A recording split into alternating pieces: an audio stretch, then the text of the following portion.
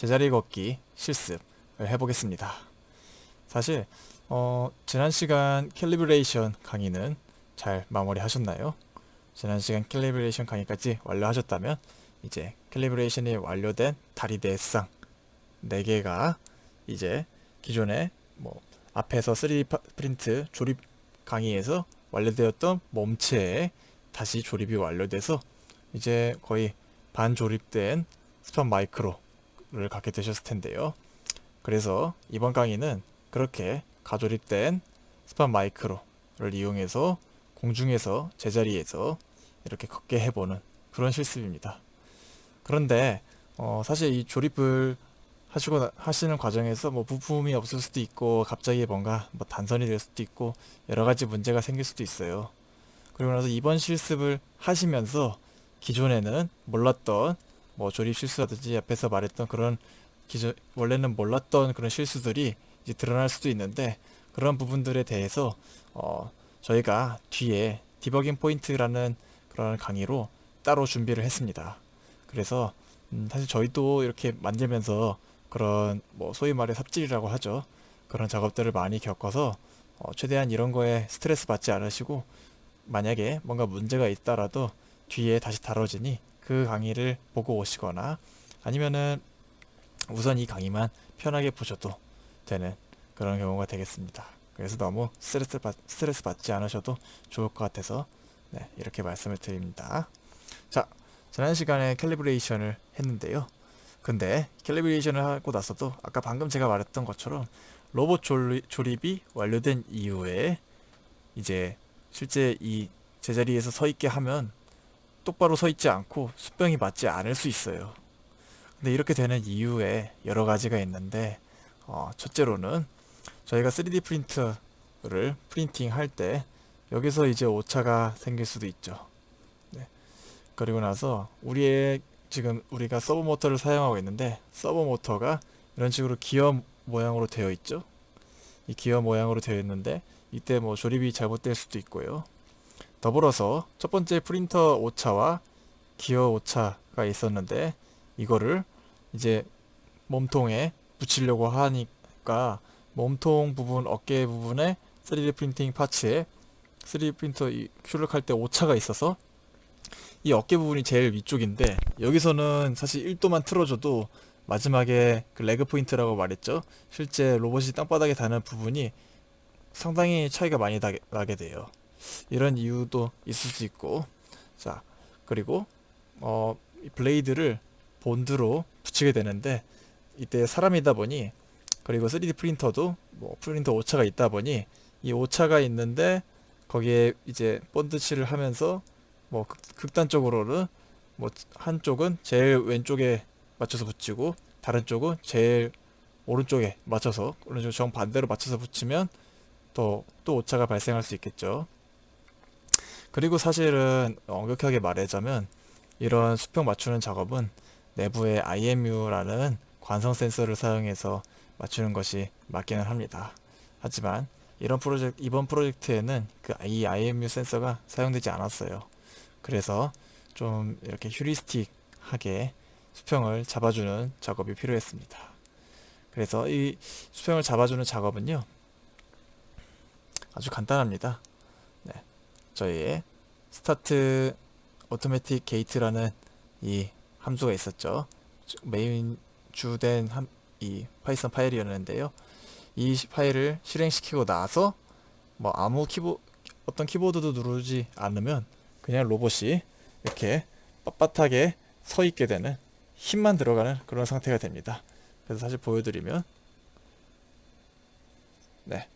지금 이런 모습이 될 것입니다. 그래서 이렇게 힘만 들어간 상태에서 이렇게 바닥에 둔 다음에 수평만 맞춰주시면 돼요.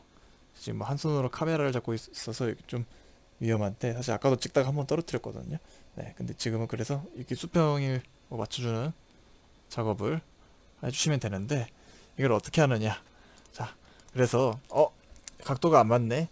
다시 다 해체했다가 이 기어를 한 칸을 옮긴 다음에 다시 조립하면 이거 시간도 엄청 많이 걸리고 이 기어 한 칸은 제한된 값인데 기어 한 칸이 아니라 기어 한 칸보다 좀 덜 되게 갔어야 됐네 라는 이런 경우가 생길 수 있잖아요. 그래서 이거를 여기 서버 컨트롤러 파이썬 파일에 있는 이 밑으로 내려서 서버 언더바 컨트롤러에 있는 이 부분 있죠? 서버 오프셋, 이 값들을 저희는 조금씩 조정해 줬어요. 그래서 아까 말씀드렸다시피 기어 한 칸으로 가기에는 너무 작은 값이었다, 이런 오차들을 잡아줄 때 이런 오프셋을 집어넣었다고 보시면 될 것 같아요. 사실 그래서 약간 휴리스틱한 감이 있긴 한데요. 이때 또 유의하셔야 될 게, 지금 순서가 이 앞에 3개는 왼쪽 앞다리, 그 다음에 이 3개는 오른쪽 앞다리, 그 다음에 요 3개는 이제 왼쪽 뒷다리, 이 3개는 오른쪽 뒷다리가 되는데요. 유념하셔야 될 게, 예를 들어서 왼쪽 앞다리의 어깨 부분이 플러스 방향은 오른쪽 앞다리의 어깨 부분의 마이너스 방향이 되겠죠. 그래서 사실 이전 강의에서 제가 다시 한번 이전 강의에서 많이 다뤄줬을 것이라고 예상하지만 혹시나 해서 다시 한번 말씀드립니다. 그래서 지금 같은 경우 왜 이런 값이 나왔나 생각을 해보면요, 사실 원래 아무 오차가 없다면 180, 90, 90, 1, 90, 90, 180, 90, 90 이런 식으로 됐어야 했을 거예요. 그런데 이 값들이 지금 보면, 어떻게 보면 여기는 180에서 10도 틀어진 170도, 여기는 90도에서 5도 마이너스 된 85도, 여기는 90도에서 5도 플러스 된 95도, 뭐 이런 식으로 돼 있죠. 그래서 지금 같은 경우 보면 여기는 90에서 마이너스 5도가 됐고, 여기는 90에서 플러스 5도가 됐구나. 그리고 여기는 180에서 마이너스 10이 됐고, 이 부분은 뭔가 조립에서 오차가 있어서 이거에 플러스 10을 안 해도 되는 보상값이 있기 때문에 그냥 1이 들어갔구나, 뭐 이런 식으로 됐다고 생각하시면 될 것 같아요. 사실 이 부분은 저희 이번 이 로봇에만 해당되는 값이라고 생각하시면 될 것 같아요. 그래서 이 부분은 여러분들이 다시 이렇게 IMU를 따로 달지 않으셨다면 이 부분은 여러분들의 로봇에 맞춰서 다시 한번 오차 수정을 해주셔야 되는 부분입니다. 자, 그래서 아까 말씀드렸던 그런 부분이고요. 실제 제자리에서 보행을 시켜보고 싶으시다면 이 스타트 오토매틱 게이트 파이썬 파일을 실행시켜주면 되는데요. 제가 지금 제슨 나노로 옮겨서 한번 실행을 해보도록 하겠습니다. 아이고. 자, 제가 뒤쪽에 제슨과 연결된 모니터를 하나 켜놨어요.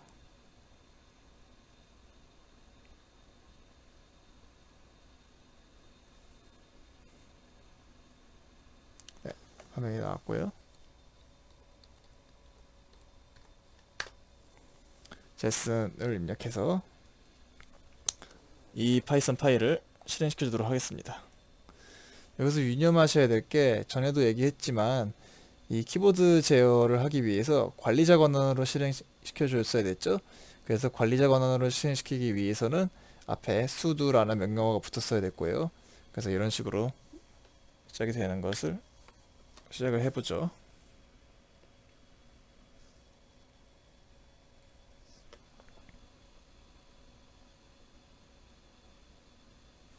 이 시간이 좀 걸립니다. 비밀번호를 치라고 그랬네요. 비밀번호는 제슨이죠.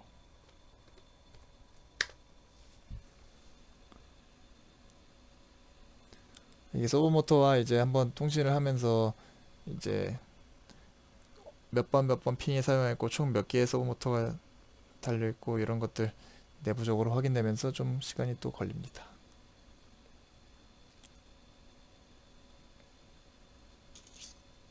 네. 이렇게 되면 아까 말씀드렸다시피 로봇의 모든 다리에 힘이 가해졌죠. 여기서 기존에 우리가 하던 바와 같이 이제 키보드를 통해서 컨트롤 값을 줘볼게요.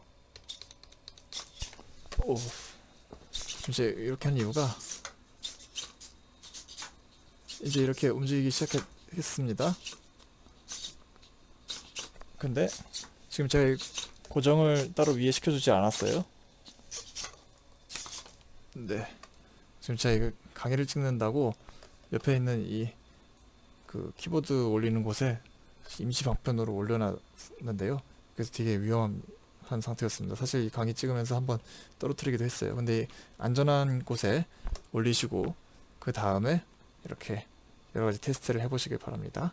자, 그래서 이런 환경을 저랑 비슷하게 이렇게 구성하셨다면,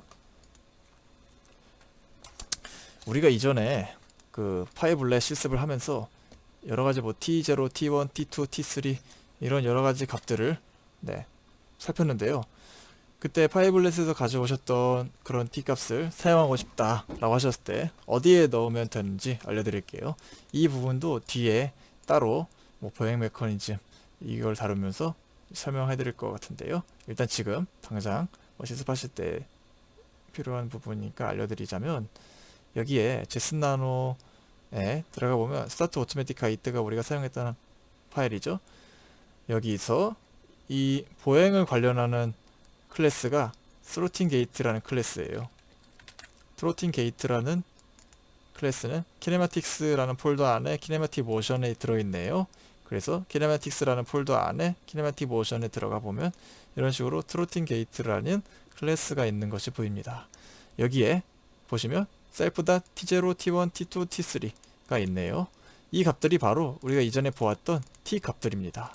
그래서 만약에 직접 커스터마이징 한 t 값들이 이미 있으시다면 이 부분을 이제 원하시는 값으로 바꿔보셔도 좋을 것 같습니다. 혹은 그냥 실험 삼아서 나는 빠른 보행을 하고 싶어 라면은 뭐 이 부분을 뭐 100으로 하고 뭐 이 부분을 뭐 600으로 하고 뭐 이런 식으로 해볼 수 있겠죠. 이런 여러 실습 작업들을 해보시면서 여러분들만의 그런 보행 메커니즘도 만들어 보고 여러분만의 스팟 마이크로를 만들어 보시는 실습들 해도 좋을 것 같습니다. 자, 그리고 나서 사실 하나 더 말씀드리고 싶은 게, 지금 저도 강의를 찍으면서 뭐 앞에서 이렇게 강의 찍는 거 했다가 바로 다시 뒤로 가서 이 제스나노를 움직였다가 이런 과정들을 반복했죠. 사실 이렇게 하지 않고 SSH라는 프로토콜을 사용해서 이 두 개의 디바이스를, 뭐 하나는 게스트 디바이스, 다른 하나를 호스트 디바이스라고 한다면, 게스트 디바이스에서 호스트 디바이스로 원격 접속을 해서 그 호스트 디바이스 안에 있는 내용을 수정하거나 호스트 디바이스에 있는 프로그램을 실행할 수 있는 그런 방식이 있습니다. 그래서 이 SSH라는 프로토콜에 대해서 이야기해 드리고자 하는데요. 사실 이렇게 하는 여러 프로토콜들이 있어요. 뭐 FTP 서버를 킬 수도 있고 텔넷을 이용할 수도 있는데, 이런 텔넷보다 SSH가 좀 더 좋은 장점이라고 한다면 좀 더 보안이 강화된 프로토콜이라고 생각하시면 돼요.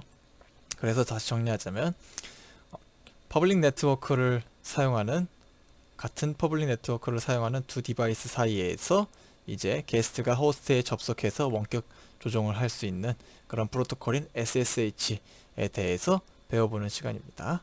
자, 그래서 SSH를 사용하기 위한 조건이 있습니다. 지금 저 같은 경우 데스크탑인데, 지금 이 유선 인터넷과 무선 인터넷이 모두 가능한데 유선 인터넷은 꺼두고 무선 인터넷만 사용하고 있어요.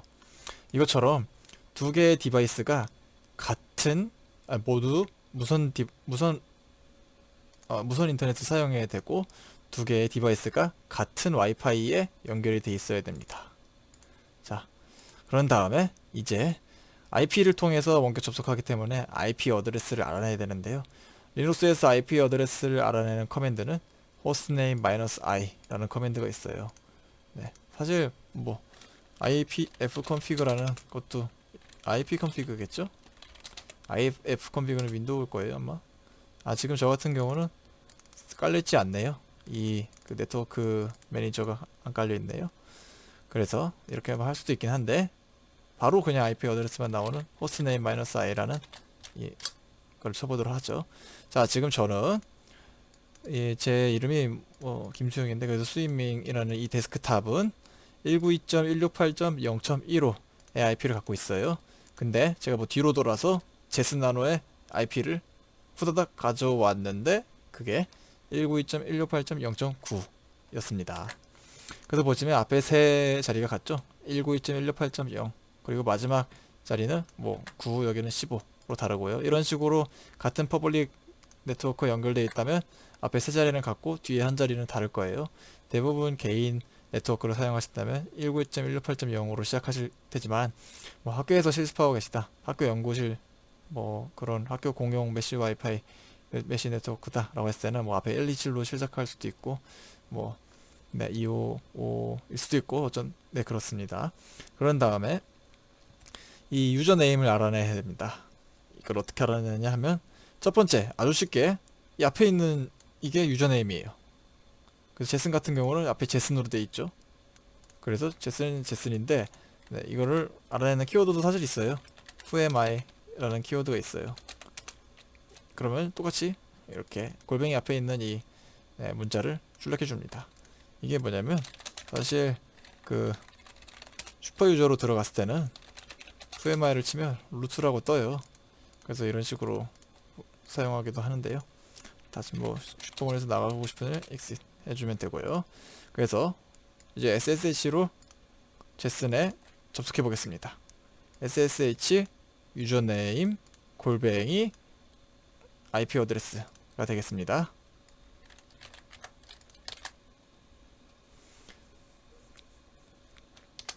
이걸 처음에 했을 때는 뭐 yes, no라고 하면서 뭔가를 물어봐요. 이 디바이스를 SSH로 이제 연결할 건데 앞으로 뭐 계속 연결할 건지 여기 뭐 즐겨찾기 같은 거에 등록할 거냐 물어보는데 그때 yes 눌러주시면 돼요. yes 해주시면 됩니다. 자, 그래서 좀 이제 접속할 때는 비밀번호를 필요한데 이거는 제슨에서 그 수도 뭐라고 했을 때 비밀번호 요구했죠. 그 비밀번호랑 같은 비밀번호 쳐주시면 됩니다. 지금 같은 경우는 제슨이 될 거예요. 자, 그리고 이제 여기서 보면 여기서 이전에는 스위밍 골뱅이 스위밍 모시기였는데 지금은 제슨 골뱅이 제슨 데스크탑이 된 모습이 보이죠. 잠깐만요. 제슨 골뱅이 제슨 데스크탑이 된 모습이 보이죠. 이렇게 SSH로 원격 접속을 해서 들어갔기 때문에 이제는 이 터미널은 제슨에서 동작하는 터미널과 완전 동일해진다고 보셔도 될 것 같습니다. 대신에 이때 뭐 제가 막 아무렇게나 쳐봤는데 반응이 좀 느려요. 그렇죠? 그래서 이게 왜 그러냐면요. 아무래도 같은 퍼블릭 네트워크 사이에서의 연결이기 때문에 이 지금 제가 사용하고 있는 무선 랜 카드가 그렇게 좋은 게 아닌데 그러다 보니까 이 무선 인터넷의 속도에 따라서 이 터미널의 속도도 좀 달라지곤 합니다. 그래서 좀 저는 답답해서 미리 가져와 봤어요. 그래서 지금 같은 경우 여기서 뭐 LS를 쳐봤을 때 지금 이거 데스크탑에 있던 거랑 되게 뭐 비슷한 것 같은데 라고 생각할 수 있지만 제가 직접 제 데스크탑을 보여드리면 지금 제 데스크탑에 네, 홈 디렉토리에는 뭐 이런 것들이 있는데 보시면은 link.txt 뭐 examples 데스크탑 이런 것들이 있는데 이거는 제 데스크탑에는 네, 게스트 디바이스에는 없는 그런 파일들이 여기에는 있죠. 아까 말씀드렸던 대로 제슨에 있는 터미널과 동일해졌다고 보시면 됩니다. 그래서 여기에서 이전에 진행했던 그 코드가 이름이 스타트 오토매틱 게이트였는데요.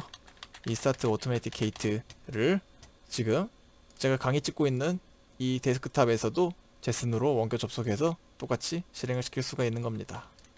자, 그래서 이렇게 좀 느려요. 그래서 제가 미리 쳐놨습니다. 어이구.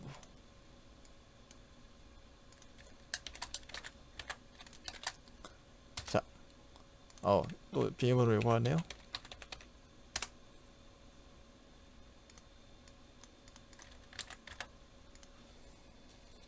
이런 식으로 똑같이 아까 제슨에서 나왔던 화면과 동일한 화면이 나오죠.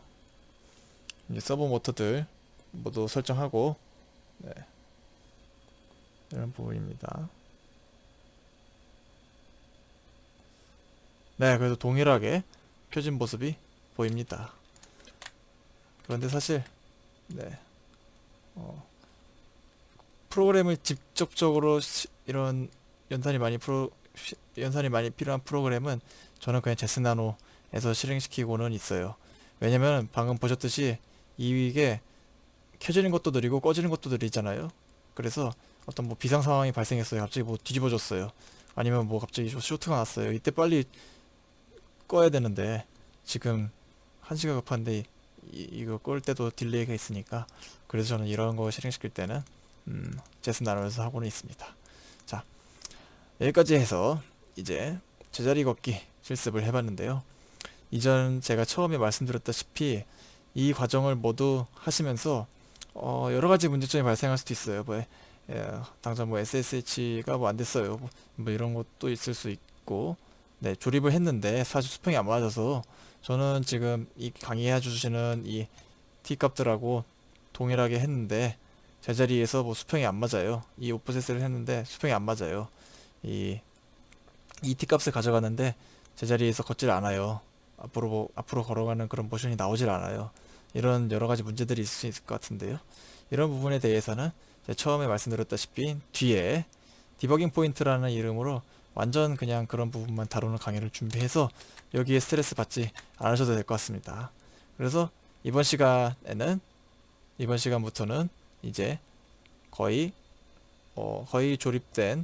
완성 조립된 스판 마이크로를 가지고 제자리 걷기 실습을 이번 시간에 해봤고, 앞으로 이렇게 조립된 스판 마이크로를 사용해서 여러가지 작업들을 해보도록 하겠습니다.